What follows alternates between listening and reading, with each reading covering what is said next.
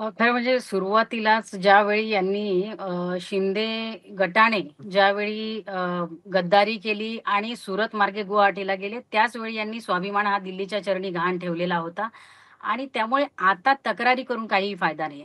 मुळात मला असं वाटतं, की जेवढ्या वेळा मुख्यमंत्री दिल्लीला चकरा मारत नसतील, तेवढ्या वेळा उपमुख्यमंत्री दिल्लीला चकरा मारतायत आणि ते कुठलीतरी घुसमट त्यांची होतीये, प्रचंड घुसमट आहे.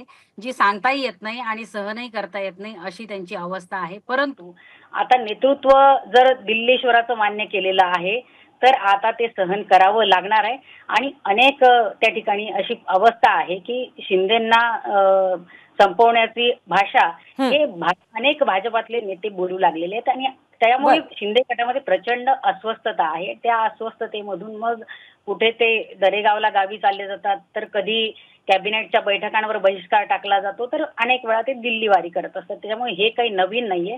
परंतु भारतीय जनता पक्षाची ही रणनीती आधीपासून राहिलेली आहे. फोडा आणि राज्य करा आणि त्याच पद्धतीने महाराष्ट्रामध्ये प्रादेशिक पक्ष त्यांना नकोयत. प्रादेशिक पक्षांना फोडून त्या ठिकाणी स्वतःची एक हाती सत्ता कशी काबीज करता येईल, याकडे भारतीय जनता पक्षाचा सातत्याने कल राहिलेला आहे बरं, आणि बरं. त्यातून हा जो काही प्रकार आहे, हा घडलेला आहे. हे काही नवीन नाहीये. आता शिंदेची उपयोगिता संपलेली आहे बरं, आणि बरं. त्यातून मग अशा नक्की. प्रकारे जयश्रीताई तुमचा मुद्दा कळलाय.